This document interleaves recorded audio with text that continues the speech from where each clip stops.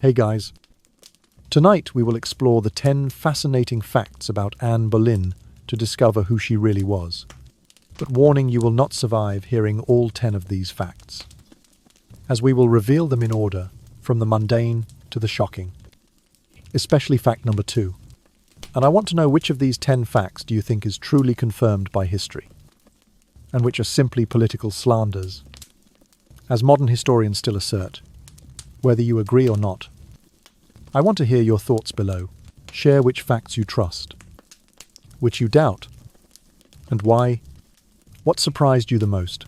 What percentage do you agree with of these fascinating facts? Let's discuss together and uncover the real Anne Boleyn. So, before you get comfortable, take a moment to like the video and subscribe, but only if you genuinely enjoy what I do here. And now, let me know where you are and what time it is in your local time zone. Now, dim the lights, turn on a fan to enjoy the gentle music, and let's embark on tonight's journey together. I take my leave of the world and of you all, and I heartily desire you all to pray for me. O Lord, have mercy on me. To God I commend my soul. These moving farewell words of Anne Boleyn, spoken before she ascended the scaffold, describe the tragic fate of the second Queen of King Henry VIII, who was beheaded in May 1536, on charges that now seem utterly groundless. Anne's story begins like a journey into the opulent yet calculating world of the Tudor court, where power and love intertwine at every turn. In the flickering candlelight against the grim stone walls of the Tower of London, Anne appears not merely as a woman of noble birth, but as a soul forged by hardship. Yearning to transcend the confines of courtly servitude, she spent many years absorbing French-style mastering, elaborate rituals, and the refined way of life at the Parisian court. Her command of languages and her knowledge of theology, culture, and the arts made her stand out among the crowd. Anne was not simply a court beauty. She was a scholar with a passion for reform, daring to dream of a church where the people could read the scriptures in the vernacular rather than listen to distant Latin translations. Upon her return to England, Anne brought with her an unmistakable elegance. Her glossy black hair cascaded over velvet gowns, her ivory skin peeking from beneath shimmering taffeta, and her eyelashes heavy with morning dew, commanding every gaze. Yet beneath that graceful exterior lay an iron will. She did not hesitate to challenge traditional courtly rules, maintaining just enough distance from King Henry to spark his curiosity and desire. Among countless courtiers, only Anne had the courage to express her dream of becoming queen, rather than resigning herself to the life of a mere lady-in-waiting. King Henry VIII, proud, yet ever hungry for glory, was quickly captivated by her singular presence. He sought not only a pleasing form, but a partner in political vision, someone to help him forge a powerful realm. Anne became his hope, the woman who could bear him a prince and leave an indelible mark on English history. Yet the path from mistress to queen was never strewn with roses. The Tudor court, with its crimson velvet drapes and glittering silver mirrors, harboured countless snares. Faction leaders from the House of Howard to the Boleyn lineage schemed to sway the king's decisions. Even flattering words soon turned into a double-edged sword, ready to sever Anne's heart when she no longer served their purposes. Anne's own cunning, each half-smile and delicate tilt of the head, became both her sharpest weapon and greatest vulnerability. And so, within the solemn confines of the palace, Anne Boleyn's tale opens with Henry's enthralled gaze and closes to the harsh clang of the executioner's axe. Every step she took from the grandeur of Paris to the shadows of London was penned in ink mixed with blood and tears. As night falls, Anne's story becomes a somnolent voyage, both romantic and sorrowful, leading listeners into a realm where power can crown you one moment and claim your life the next. And now, dear friends, we will embark on a journey to explore 10 fascinating facts, in reverse order from 10 down to 1, to gradually unveil each dramatic secret of Anne Boleyn. Each fact will serve as an essential piece, guiding us through the Tudor court, awash with power intrigue, and forbidden love. Most notably, fact number 2 is something everyone should know, for it strikes at the root of all conflict and altered the fate of the realm. Now, let us immerse ourselves in fact number 10 and step into the world where the first conspiracies were set in motion. Fact 10. Mary Boleyn, Anne's sister, was King Henry VIII's first mistress, before Anne Boleyn appeared as a dazzling star. Mary Boleyn, her elder sister, held a position of immense influence and scandal in the heart of King Henry VIII. Mary, born around the year 1499, was the firstborn of the noble family of Sir Thomas Boleyn and his wife, Lady Elizabeth Howard. From childhood, Mary was raised in both the English and French courts. Her beauty was celebrated for her golden hair, ivory skin, and full figure, the very embodiment of the ideal woman favoured by King Henry. At just 22 years of age, Mary was sent to serve Queen Claude of France. There she learned courtly dress, language, and etiquette. This experience bestowed upon Mary an extraordinary aura compared to her English court peers. Upon her return to England, she swiftly caught the eye of King Henry VIII and became his official mistress. The favour she enjoyed exceeded all expectations, from lavish jewellery gifts to sumptuous banquets and glowing praise from the nobility. The Boleyn family, cunning and ambitious, seized the opportunity to use Mary as a stepping stone to win the king's favour and discreetly pave the way for her younger sister. Mary did not possess Anne's deep learning or sharp ambition, but she had exactly what Henry desired: traditional beauty, gentle charm, and the power to make the king forget the burdens of state. She experienced a passionate but brief romance with François of Alençon, brother to King François I, before answering the summons back to England. Amidst the fierce competition of court life, Mary mastered the art of seduction, compelling Henry to lavish his time and attention upon her, even pausing in his duties to choose between Mary and Queen Catherine of Aragon. Everything began to change when Anne Boleyn entered the scene, only 2 years younger than Mary.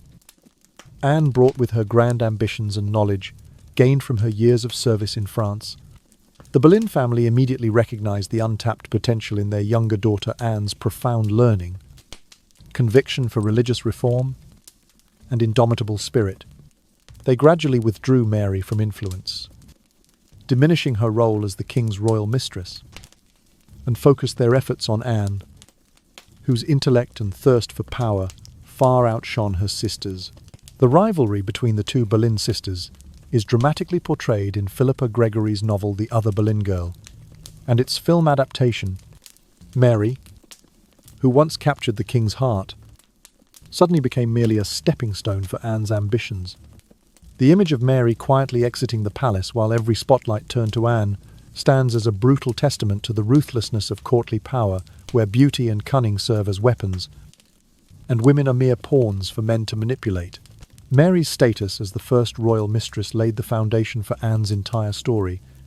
From her sister's conquest and downfall, Anne learned the true value of courtly love, not merely fleeting emotion, but a strategic move toward the throne. Mary remains an indelible milestone, reminding us that even those born into luxury must constantly struggle to retain their position. After Mary lost Henry's favour, she retreated from the public eye, married twice, but never reclaimed her former glory.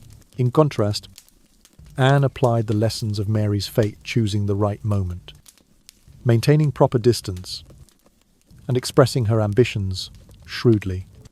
As a result, Anne triumphed over her sister, rising to stand beside the king on the throne. While Mary, once the king's heart, became a poignant memory in the Tudor chronicles. Fascinating fact 9. French elegance that enchanted the king. And now we explore fascinating fact 9, where Anne Boleyn's French elegance reigned supreme as an invisible weapon.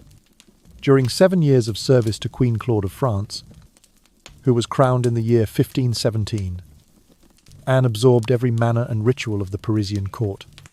She not only adopted their lavish style of dress, but also mastered the art of refined communication, speaking with grace while conveying authority. At every banquet held at the palaces of Blois or Fontainebleau, Anne acted as interpreter for the English, French delegations. Through this role, she scrutinized every aspect of hosting distinguished guests, from polite greetings and respectful bows to the ceremonial raising of the celebratory cup. The precision of her gestures and the warmth of her voice commanded respect from all who attended. It was this very poise that first created her halo of distinction, setting her apart from the throng of English ladies in waiting. Moreover, Anne meticulously curated each outfit she wore. Gowns of intricately embroidered lace, diaphanous veils, and the pointed-toe shoes characteristic of Paris, all were donned with impeccable taste. Her glossy black hair was swept into an elegant updo, adorned with fabric flowers and pearls that highlighted her refined features. A light application of powder and pale pink lipstick, combined with the flicker of candlelight, made Anne seem like a muse stepped out of a Renaissance painting. Each step and every tilting of her head exuded confidence, drawing the attention of even the most critical observers. Upon her return to England, Anne brought all of that identity with her. Henry VIII, accustomed to the traditional beauty of heavy cloaks and wide-brimmed hats, found himself overwhelmed by the sight of a woman who meticulously arranged her gown in the Parisian style. That striking difference piqued his curiosity. She was not merely a beauty, but a modern lady who knew how to captivate both heart and mind. The Boleyn family quickly recognized the opportunity. They commissioned portraits of Anne in proud poses and distributed them among the high nobility. Mary, her sister, who had once been favored, suddenly felt her own position waver as the spotlight shifted to Anne. The rivalry was no longer mere rumor. Anne sat closer to the throne than ever before. French elegance did more than adorn her appearance. It made Anne the first to bring a spirit of reform into the English court. She quietly shared with Henry the debates she had heard in France, where people discussed the right to read the Bible in the vernacular. These ideas captivated the king's thoughts, a realm not only strong in arms but also advanced in culture. After only a few encounters, Henry understood that Anne was unlike any other courtier. She wielded her style as a proclamation of soft power, a weapon unseen, but potent enough to sway emotions and policy. Every banquet, every candle, every red velvet curtain bore witness to Anne as a fresh, intriguing, and promising symbol. Gradually, Anne's French elegance became fashionable in the English court. Ladies of the nobility mimicked her dress cuts, adopted her refined makeup, and emulated her calm demeanor. Court music changed too. French madrigals grew popular, and the virginal, played in the Parisian style, echoed through the halls. Although Anne held no official office, her influence on court life was profound. Most noteworthy, Anne did not use her style to romanticize the past, but to unlock the future. She understood that, to win the heart of Henry, a king both proud and eager for innovation, French elegance was the key. It was just exotic enough to intrigue, yet sufficiently refined not to offend the conservative faction. Now, as night falls into stillness, let your breath slow and your spirit drift with every step Anne takes across Westminster's stone floors. French elegance guided her from the courts of Paris to the English throne, opening a new chapter in Tudor history. And now, as the candlelight fades and the silence deepens, we immerse ourselves in fascinating Fact 8, the deep-seated grudge Anne Boleyn carried from her first love, a love that altered her destiny forever. Fascinating Fact 8, a grudge against King Henry, stemming from her first love, before she appeared as King Henry VIII's formidable mistress. Anne Boleyn experienced a secret, genuine romance with Henry Percy, the true heir of the Duchy of Northumberland. Henry Percy, at that time betrothed to the noble Lady Mary Talbot, was a young man of high standing and maturity, admired by many powerful families. Anne, barely in her 20s, loved him deeply and became secretly engaged. believing that their love could bring simple yet complete happiness. However, that romance was immediately and forcefully thwarted by the Boleyn family and the royal court. The ambitious Boleyns would not allow Anne to be bound by a marriage alliance lacking political advantage. They leveraged the power of Thomas Wolsey, both Lord Chancellor and the King's right hand, to intervene. King Henry VIII, eager to pursue new relationships, ordered Wolsey to annul the engagement, claiming he was rescuing Anne from an unsuitable match, when in truth Anne was robbed of her right to her own future. Percy, after the broken promise, was compelled to marry Mary Talbot in a forced ceremony devoid of joy. Anne, her heart shattered, watched the man she loved enter an unhappy marriage, left only with bitterness and anger. That profound sorrow did not extinguish her inner fire. Instead, it ignited her grudge against the king, the man who used his power to destroy a sincere love.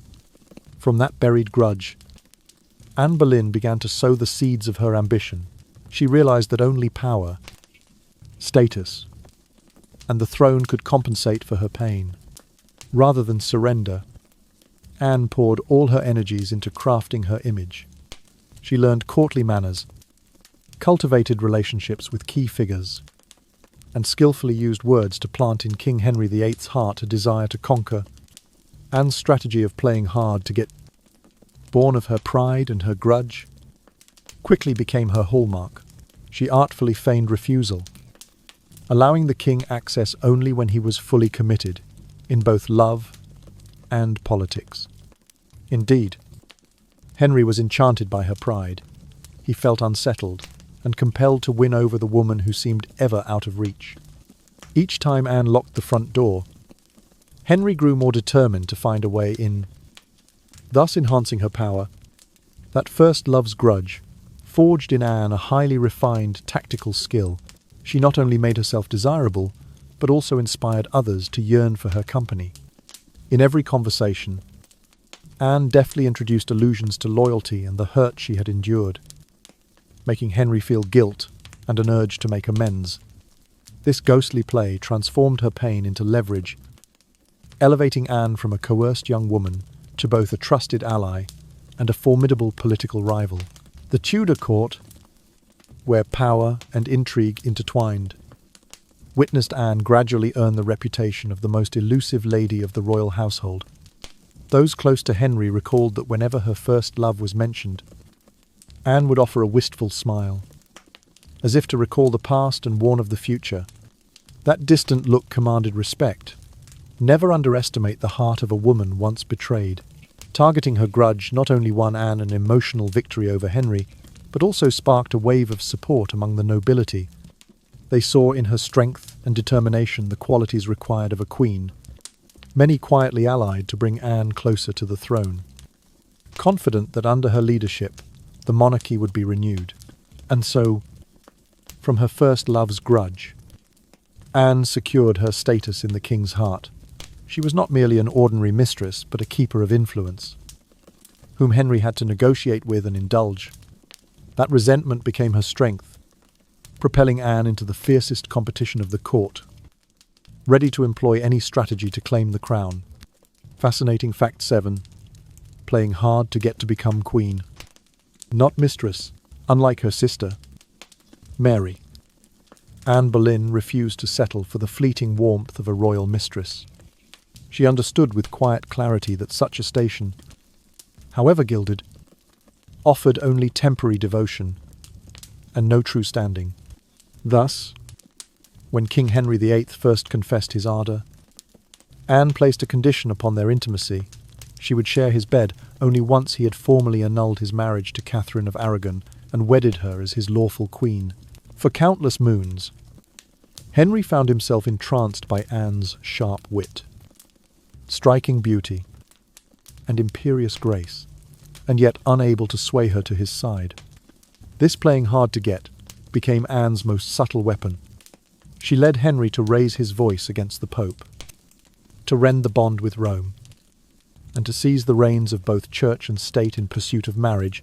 As the king revelled in his newfound religious supremacy, chasing renown and the promise of Anne's favour, She patiently awaited her moment to ascend. Only once every ecclesiastical barrier lay shattered did she step from mistress into queen in a pageantry of crown and sceptre. Yet such daring carried its own perils. Anne knew well that her position depended entirely upon the king's fervour. Should Henry grow weary or resentful?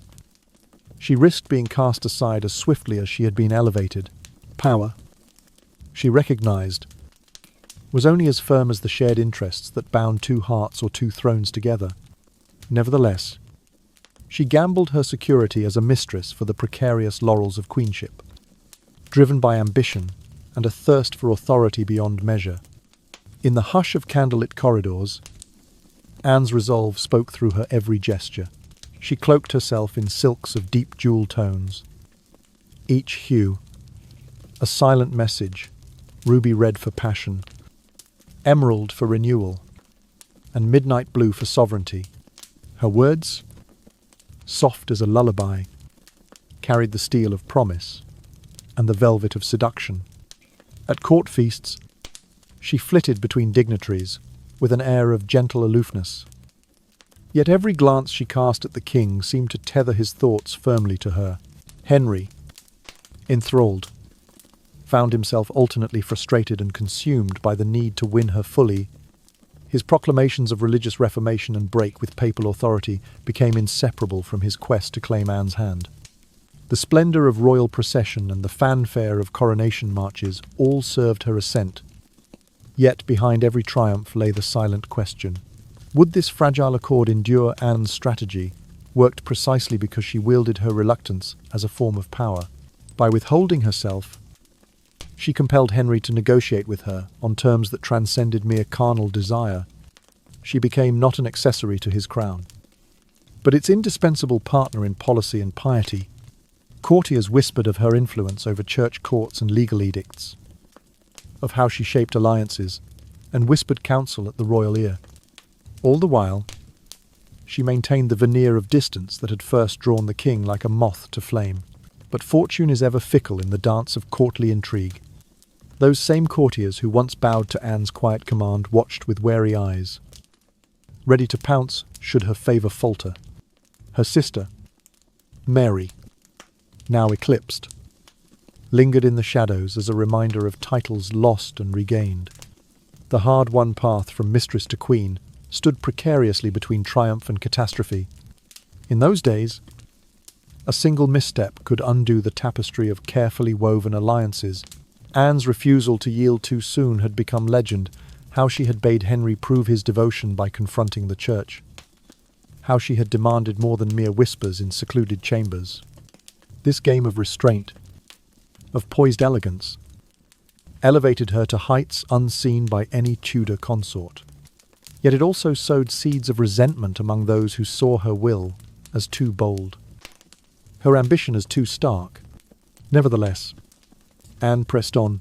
She understood that to reign was to risk, and to risk was to live fully in the glare of power. Her coronation, steeped in pageant, bore the weight of every manoeuvre, every subtle refusal, every calculated glance. As she ascended the dais, the assembled nobility murmured of the queen who had almost slipped through the king's grasp, only to stand there, crown upon brow, as living proof of her own design. And yet, even as the choir's hymn faded into the vaulted ceiling, Anne's thoughts turned toward the fragile agreements that had delivered her to that moment. She knew that each day required vigilance, each decree, each public smile, each silent withdrawal could tilt the scales of favour. The same playing hard to get that had summoned Henry's greatest sacrifices could, if misused, invite his coldest rejections. Fascinating fact 6. A new breeze that did not last. Even the most intoxicating enchantment can fade with time. And so it was with Anne Boleyn's wildfire allure for King Henry VIII.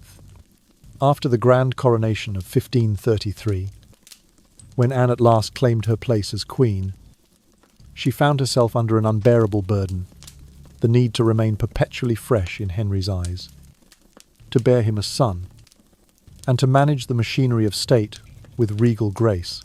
Henry, drunk on his own supremacy, remember? He had already sundered ties with the Roman Church, confiscated monastic wealth, and executed dissenters soon discovered that power alone could not sustain passion.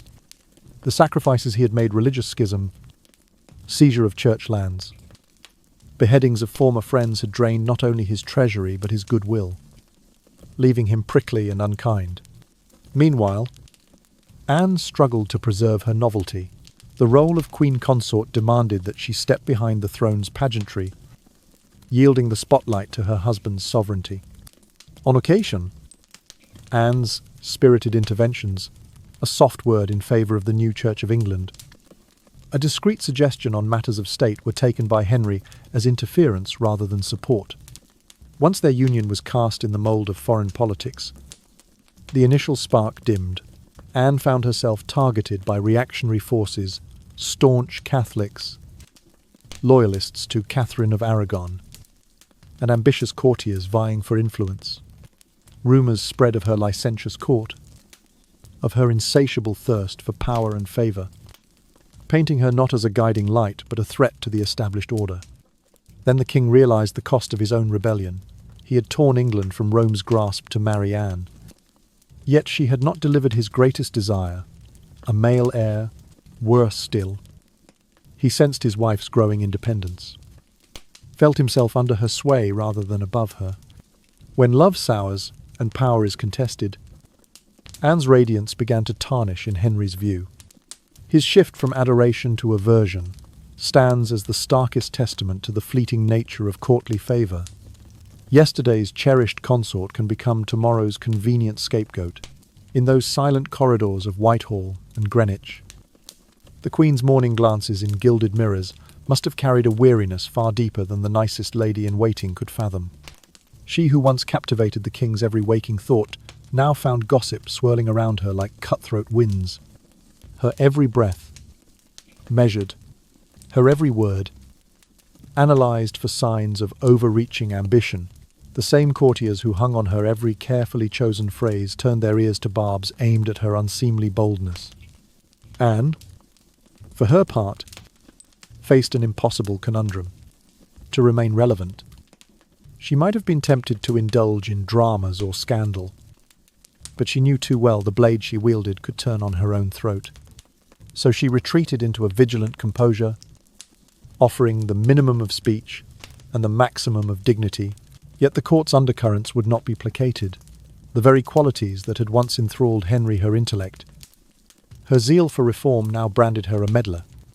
At state councils, when Anne quietly slipped a line to a bishop, Henry, ever quick to temper, would wrinkle his brow and bristle at the insinuation that his queen knew more than she should. And yet, Anne's fall from favour was not immediate.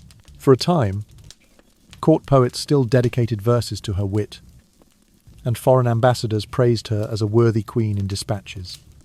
But as months slipped into years, Henry's attention, once fixated on Anne's every flutter, wandered to new pursuits.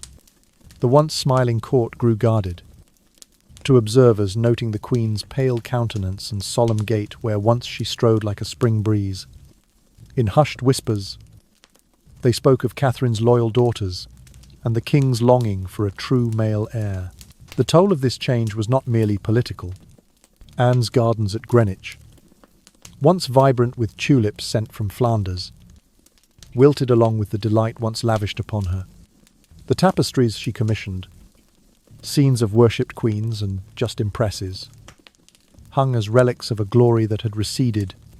The silence of empty corridors, once filled with music in her honour, now carried only the distant echoes of a power in retreat.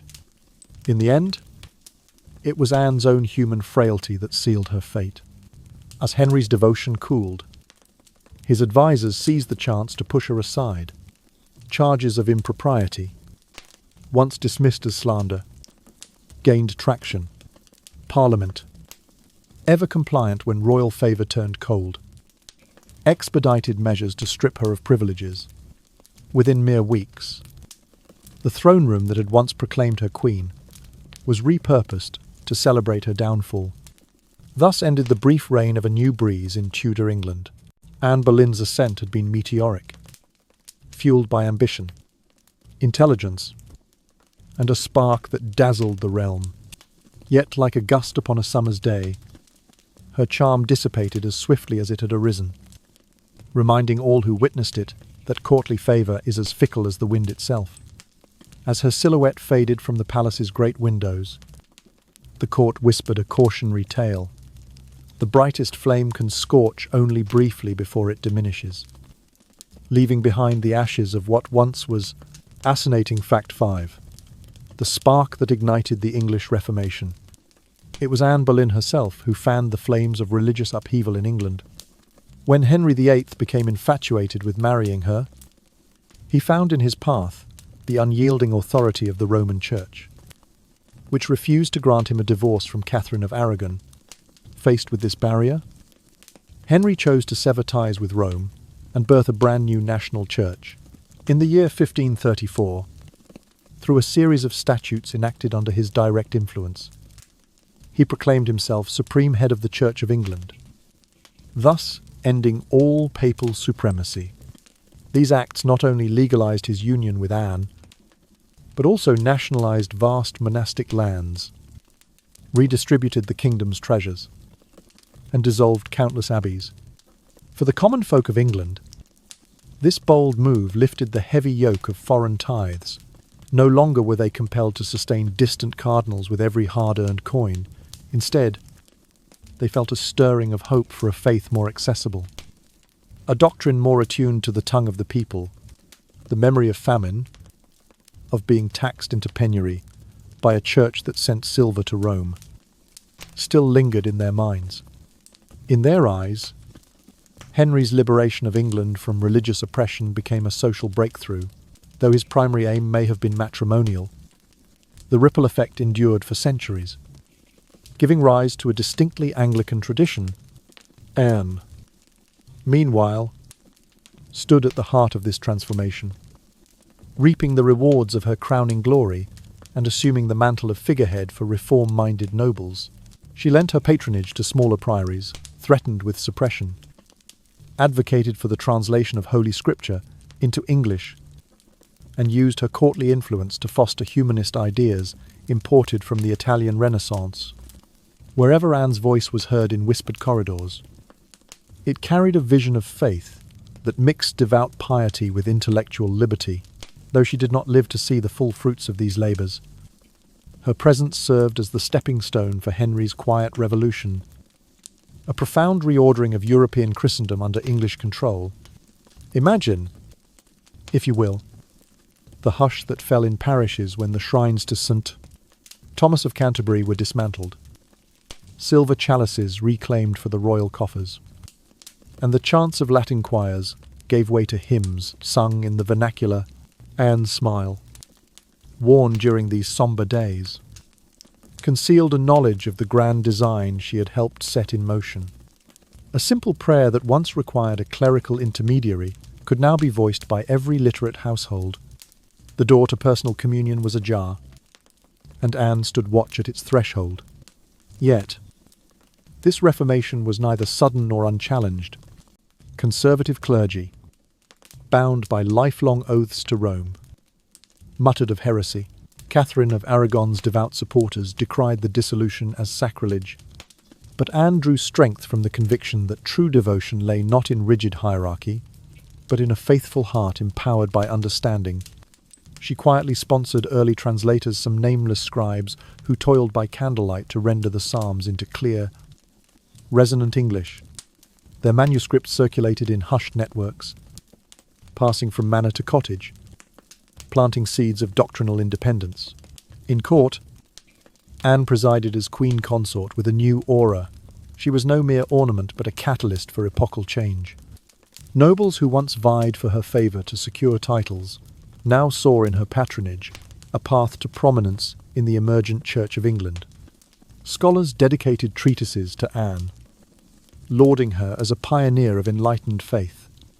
Even foreign ambassadors, dispatched to the Tudor court, recorded in their dispatches the awe with which they regarded the Queen's support for these reforms.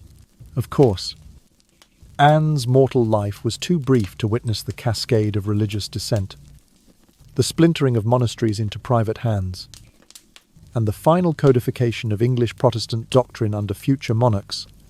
Yet, her role was undeniable. She was the match that lit a fuse, the gentle hand that tugged at the fragile threads of papal dominion, until they unravelled. Her ambition and her alliance with Henry combined personal desire with public transformation, demonstrating that individual influence could indeed shake the foundations of an entire spiritual empire. As we reflect on Anne's contribution, we might imagine her in the Chapel Royal, softly humming the new English psalmody, her eyes drifting toward the carved choir stalls, once occupied by Benedictine monks. In that moment, she embodied both the fading grandeur of medieval Christendom and the nascent promise of a more personal, more national faith. It was a reminder that history itself can pivot on the choices of a single figure, especially one bold enough to merge love's ambition with the zeal of reform. Fascinating fact 4. Failure to bear a son. Only a princess.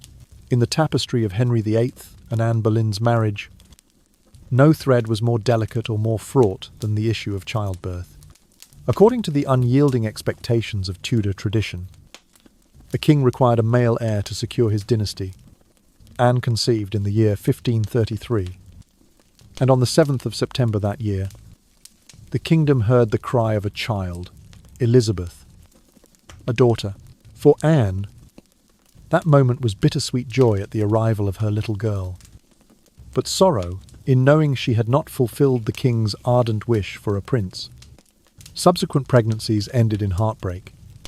Anne suffered miscarriages that cast a pall over her once radiant courtly presence. Whispers crept through corridors of Whitehall. Might it be that Providence disapproved of this union? When Catherine of Aragon had lost her own sons, one dying shortly after birth, and another stillborn, Henry had accepted these tragedies as the inscrutable will of God. But with Anne, the king's patience frayed.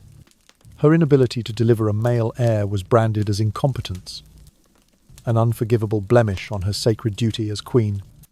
As autumn turned to winter, Henry's visits to Greenwich grew fewer. The sumptuous gowns of state occasions came to feel like prison garb, and the bright tapestries that once adorned Anne's apartments seemed to mock her. She found herself under constant scrutiny. The faintest flutter of nausea was examined for signs of life. The gentlest wobble of her gait, noted as a sorrowful reminder of promises unkept. Physicians were summoned in urgency, prescribing herbal concoctions and rituals to support Anne's failing fortunes. Still, each attempt ended in fresh despair. The Queen's physical pain was matched by emotional torment. Anne felt the weight of every gaze, every hush that swept through court when her misfortune was the topic of hushed conversation.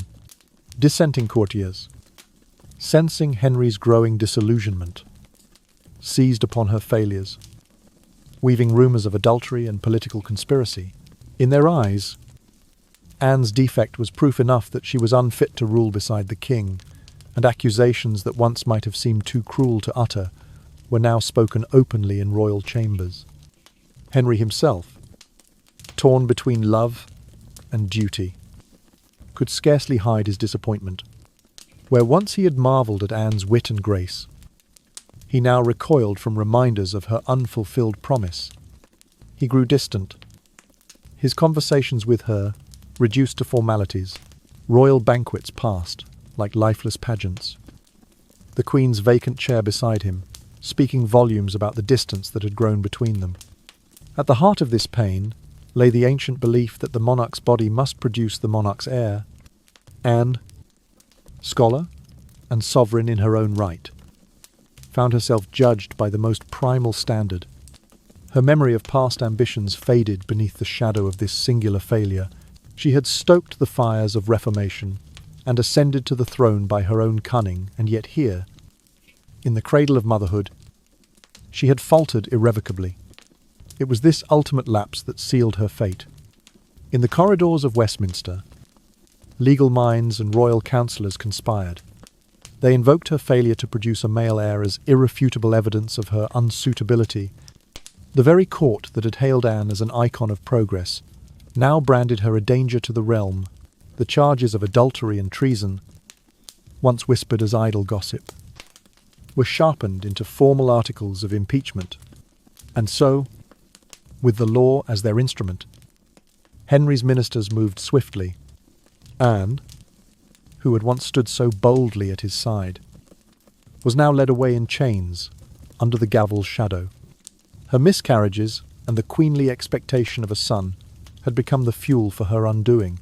The promise of Tudor continuity, embodied in a little princess named Elizabeth, was overshadowed by the urgent need for a prince, and in that desperate need, Anne found herself irretrievably lost.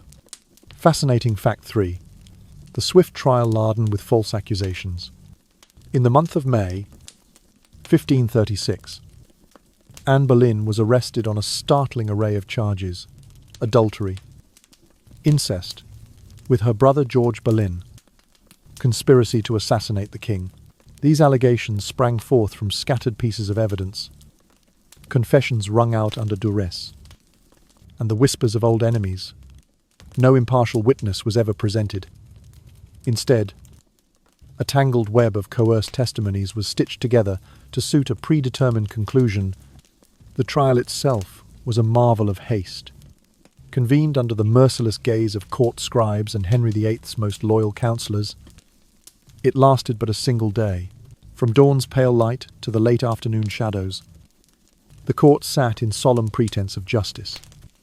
Yet every moment pulsed with the unmistakable rhythm of political expedience. The purpose was never to weigh truth against falsehood, but rather to expunge a queen whom the king and his conservative faction no longer deemed useful. Anne's eloquence in religious matters had alienated powerful bishops.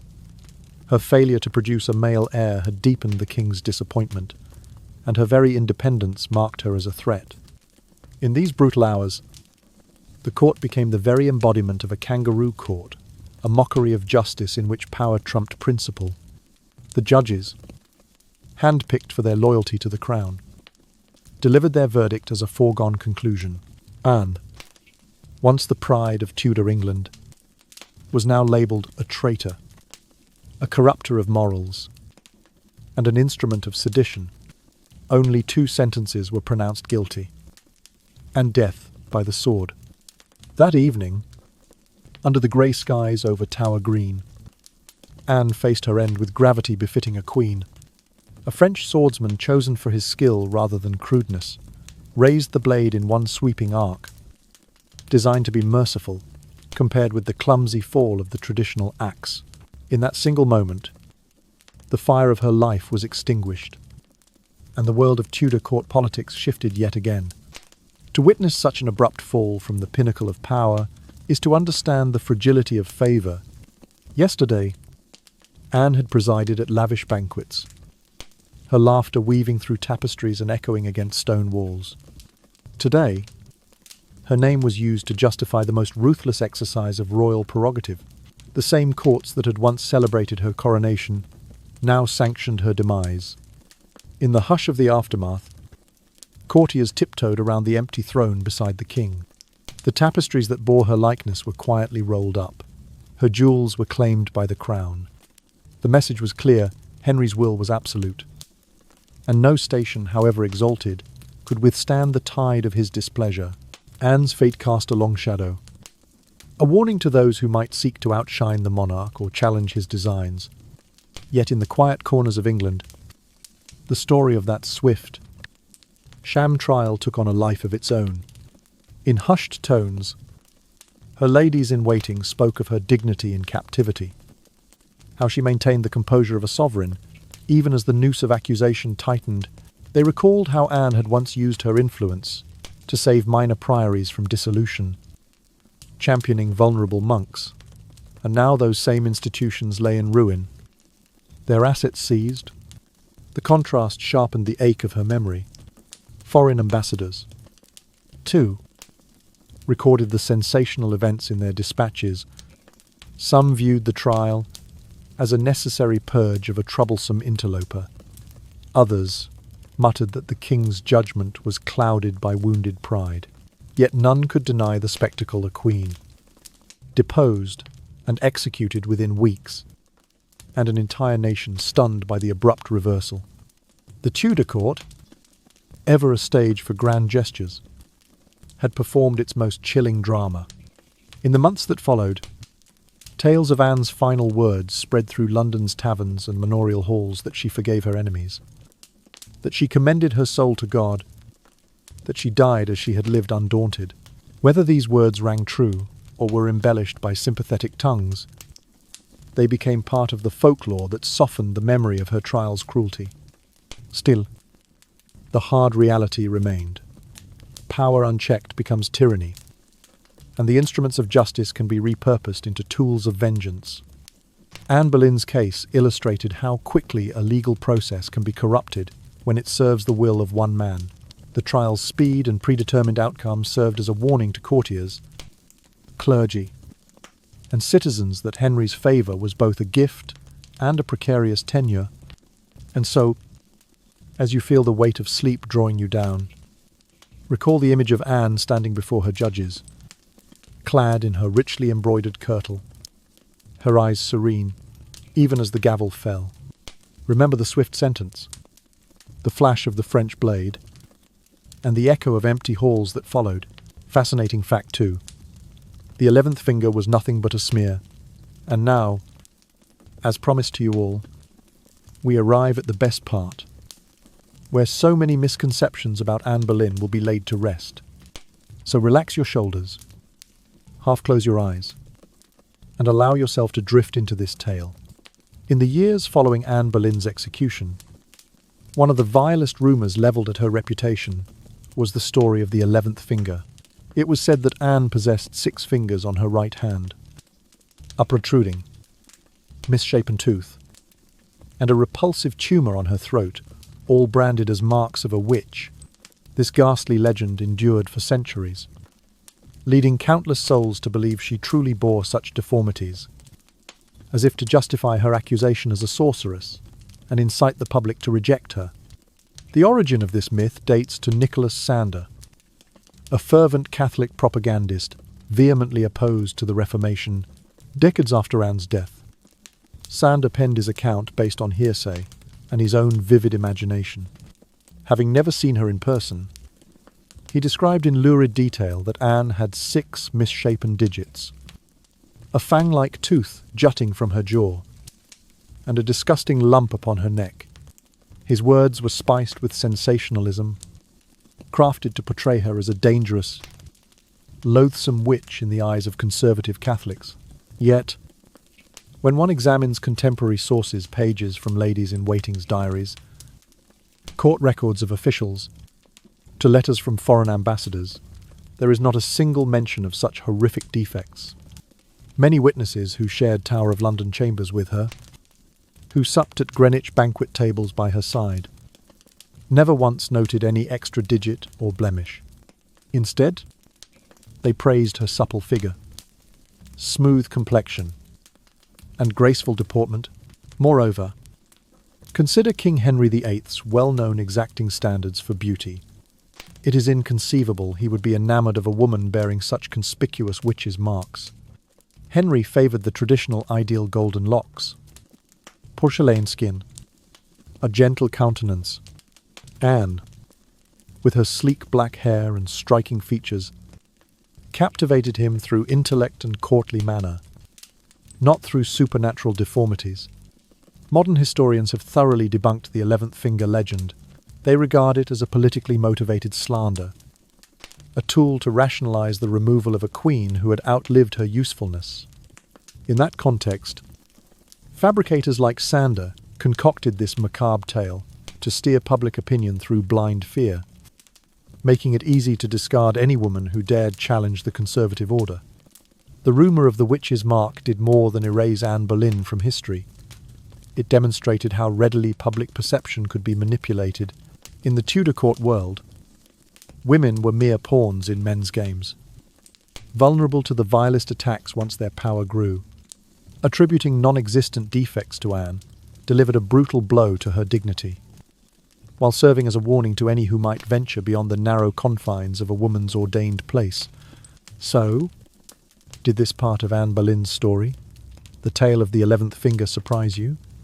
Do you believe it was nothing more than a calculated political falsehood? Please leave a comment sharing your thoughts, and if you found this best part truly eye-opening, give me a gentle like before we drift on into Fascinating Fact 1. Fascinating Fact 1. Mother of the Virgin Queen. And finally, it is time to unveil the best part, where many misconceptions about Anne Boleyn's true identity will be dispelled. Let your spirit drift with slow breaths. Half close your eyes and enjoy this tale. Although Anne Boleyn could not bear the 8th Henry, the prince he so desperately desired, she brought to the throne its most priceless gift, Princess Elizabeth I, born on the 7th of September in the year 1533. The newborn Elizabeth's cry rang through Greenwich Palace, like a gentle melody amid the storm of courtly intrigue, filling all who heard it with both joy and bittersweet longing. For Anne, Elizabeth represented hope, an indomitable seed of life amid the swirling currents of power and ambition. Princess Elizabeth first endured countless trials. She was cast aside from the line of succession, kept under confinement during Mary Tudor's reign, witnessed her parents' marriage shatter, and bore the haunting shadow of her mother's execution throughout her childhood.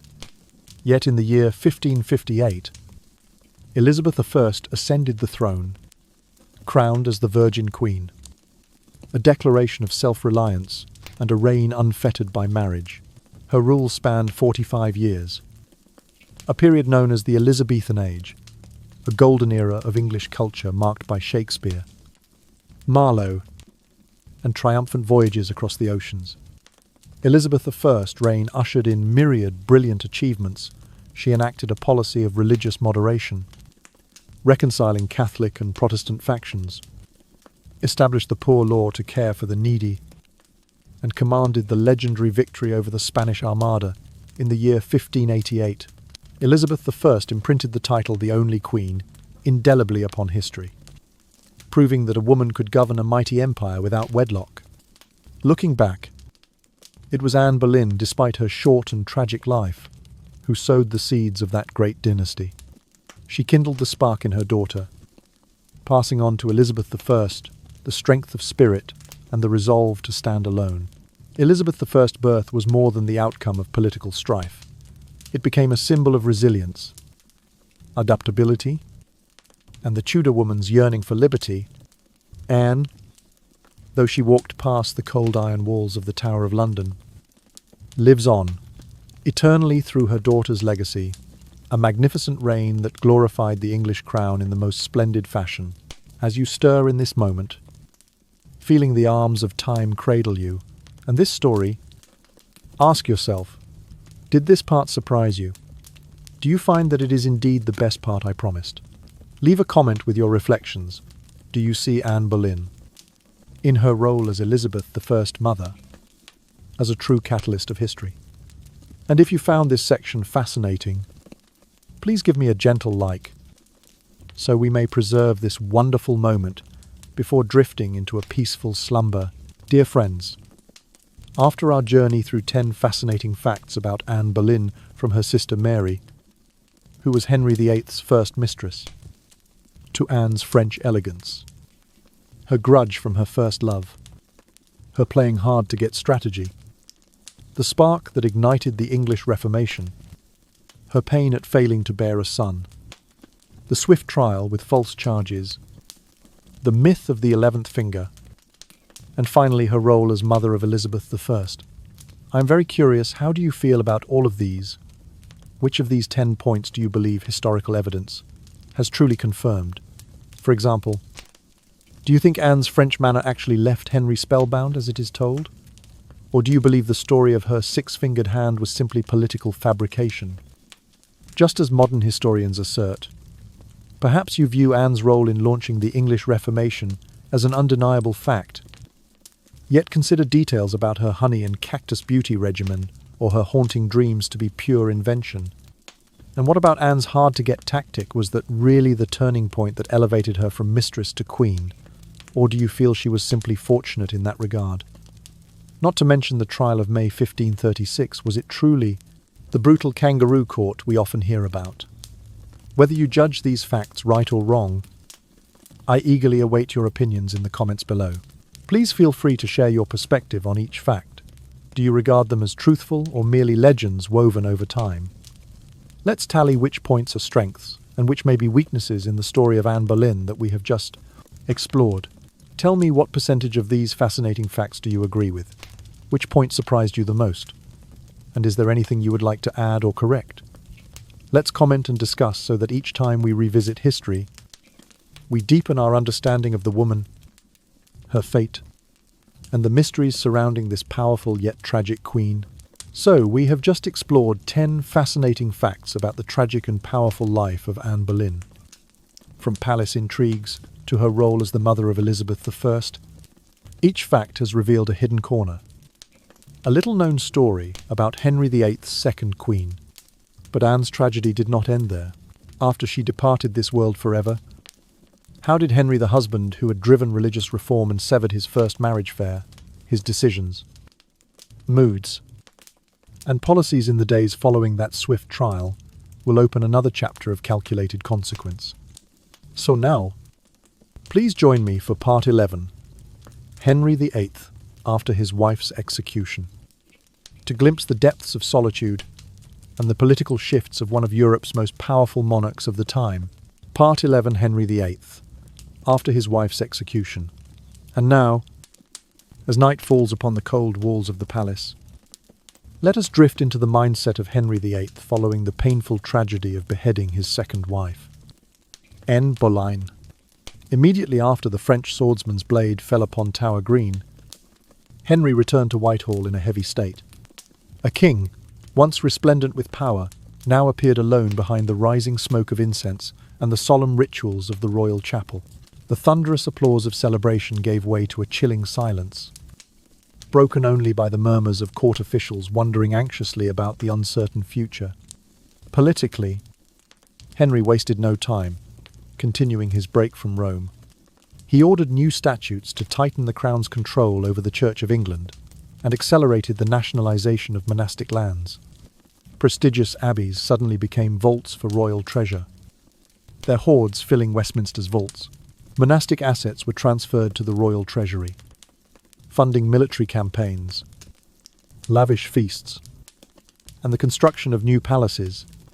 Perhaps to Henry, plundering church property served as a way to transform the sorrow of losing Anne into strength for his throne. In council meetings, Henry grew cold and solitary. He reduced the private provisions for his late queen's table and moved all of Anne's precious jewels into the royal coffers. Loyal courtiers feared even uttering her name, merely referring to her as the one who lost her earthly favour. Whispers in the council chamber grew more severe than ever.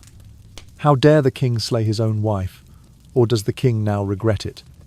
But Henry, with eyes as sharp as steel, only responded with a nonchalant nod. Henry's psyche slowly eroded. Fits of wrath erupted throughout the palace. A guard who stumbled might be harshly rebuked. The portrait that once honoured Anne in the great hall was repainted over with bold red, and court musicians, once free to play joyful airs, were now restricted to solemn hymns. Henry became increasingly irritable, feeling unsettled by anything that reminded him of Anne. Emotionally, Henry soon turned to Jane Seymour, the woman he regarded as his treasure after the storm. Jane's gentle manner and discreet demeanour gave him a sense of security, a stark contrast to Anne's sharp intelligence. Their new bond blossomed when Jane cared for him during an illness, and word spread quickly, leading to their third marriage. Jane became his lifeline, helping Henry to forget the hauntings and pain of the past. Yet life was not just new romances. Henry's health also declined. Gout attacks tormented him each night, making sleep elusive. He drank more heavily, grew irritable, and lost his temper. The sight of the king sitting alone by a window, silently watching the flicker of a candle, became all too familiar to palace staff. They whispered, "Our Lord suffers pain both in body and spirit." Meanwhile, Henry's relationships with the European powers grew strained. Once he had justified his break from Roman Catholicism, he now found himself shunned. The Holy Roman Emperor, the Pope in Rome, and European princes blamed Henry for upending religious order unilaterally. Critical dispatches arrived regularly, warning of economic isolation. Henry, ever proud, fumed at the growing diplomatic rift, fearful of losing alliances and aid. Still, amid the chaos around him, Henry continued to reinforce his domestic authority. He granted lands to loyalists and staged military parades to demonstrate his martial strength. Courtiers, whether out of fear or genuine devotion, bowed before his majesty whenever he passed. They praised each new victory and celebrated the dispelling of Anne Boleyn's shadow, even as half the court's faces still bore the memory of a beautiful queen with a tragically brief reign. And thus, like all Tudor tales, this tragedy too drew to a close. In his final days, Henry sat quietly in his study, hand trembling as he signed edicts for posterity, ordering a grand funeral for Jane and granting Elizabeth I the title Princess Heir conferred in her mother's lifetime. Perhaps, deep within, Henry still harboured a flicker of regret for Anne, she who had given him the courage to defy the church in exchange for even a fleeting smile. And as the night's festivities in the royal court began to fade, so too did Henry VIII turn his back on Anne Boleyn's memory, to take the hand of Jane Seymour, she who became the sunlight, soothing his wounded heart. Let us step through the portal of history and immerse ourselves in Part 12, The Third Marriage and Anne Boleyn's Legacy, where Anne's influence continues quietly guiding the king's new relationship. Part 12, The Third Marriage and Anne Boleyn's Legacy. Immediately after the tragedy with Anne concluded, Henry sought refuge in Jane Seymour as a safe harbour. Jane, with her gentle nature and soft-spoken manner utterly opposite, Anne's sharp sophistication quickly became the court's favoured bride. The atmosphere in the royal hall softened noticeably, and life's pace slowed whenever Jane appeared. In candlelit rooms, accompanied by languid music, Jane did not need to feign regal bearing. Her innate grace spoke for itself, allowing Henry to find peace after the tumultuous storms. Yet Jane still carried Anne's shadow with her. Court banquets still echoed with the diplomatic skill Anne had introduced. Jane learned to deftly engage with ambassadors, sharing a vision of religious moderation. On one occasion, she exchanged a few words with the ambassador of Burgundy regarding a reform bill, surprising all by her quick grasp of complex matters. This, perhaps, stands as a testament to Anne's important legacy, that even though Jane did not stand shoulder to shoulder with the king in the Reformation itself, she was able to carry forward the seeds Anne had sown. Furthermore, Jane's relationship with Elizabeth I, Anne's daughter, was filled with poignant memories. Jane quietly shielded the young princess during perilous times. When Elizabeth had been removed from the line of succession, by the dim candlelight, observers noted Jane's tender gaze upon Elizabeth, her eyes brimming with a promise to safeguard her mother's legacy. Thanks to this compassion and support, Elizabeth I survived Mary Tudor's reign, poised for the glorious future that awaited her. In the official record, when Henry passed away, Elizabeth I succeeded him, providing the clearest proof of Anne Boleyn's enduring legacy. Although Jane sacrificed her life shortly after giving birth to Edward, she did not live to see Elizabeth crowned queen. Yet she had cared for Anne's daughter in her most vulnerable moments. Elizabeth grew up hearing stories of her powerful mother, of Jane's steadfast devotion, and of Henry, who had reshaped European religious history. All of this forged a steadfast icon. Elizabeth I, forever remembered as the Virgin Queen. Elizabeth I's court later continued to honour Anne Boleyn as an endless source of inspiration. In the days leading up to her coronation, Elizabeth requested that ceremony follow the classic style Anne had once preferred: floral embroidered silk garments, a delicately crafted crown, and prayers recited in the vernacular tongue. Courtiers whispered that this was Elizabeth's way of paying tribute to her mother's legacy. skillfully weaving a tumultuous past into a triumphant future. Simultaneously, Elizabethan scholars wrote about Anne Boleyn with rare reverence. The first biographies emerged in the early years of Elizabeth I's reign, portraying Anne not merely as a tragic figure, but as a woman who led a religious and social revolution.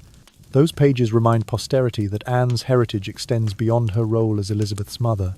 It lives within the heart of the English people through the spirit of freedom and independence she ignited. And in the final moment, when we look back on the journey from Anne to Jane, and then to Elizabeth I, we see a wondrous chain of connection. Anne Boleyn's legacy was not confined to a persecuted beauty.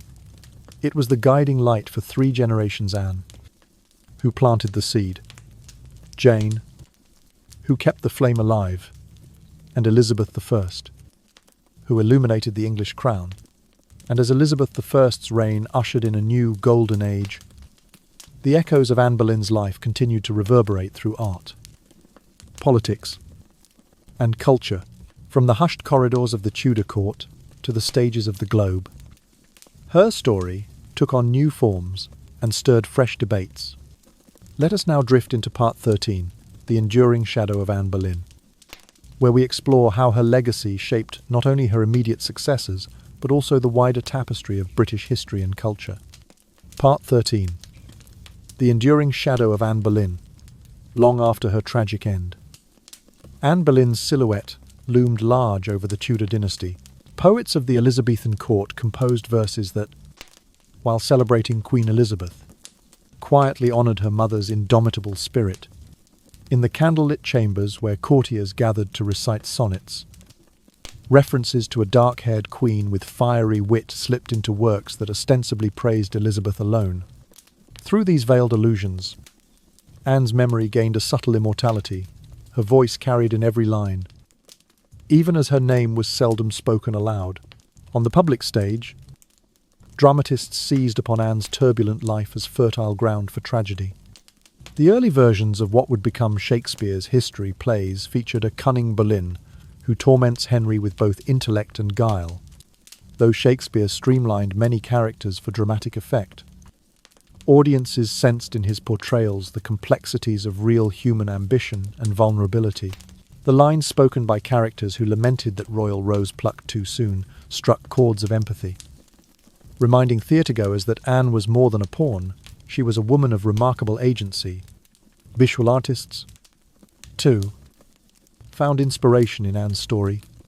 Miniaturists at the court painted her likeness, perched beneath a Tudor rose, while woodcuts circulated in pamphlets depicting the Queen as either saintly martyr or crafty enchantress. Depending on the publisher's sympathies, these images, often crudely hand-coloured, shaped popular perception across England and beyond. Sailors carrying printed broadsheets to foreign ports spread the legend of Anne Boleyn, ensuring that her name travelled farther than any Tudor courtier could have dreamed. By the reign of the second Elizabeth, antiquarians began to collect relics, said to belong to Anne, fragments of her prayer book, bits of lace from her gowns, even a single glove rumoured to have belonged to her. These items were displayed in noble households as prized curiosities, symbols of a bygone era when a single woman had altered the course of church and state. Their owners whispered that holding such relics could impart a sliver of Anne's boldness and resolve.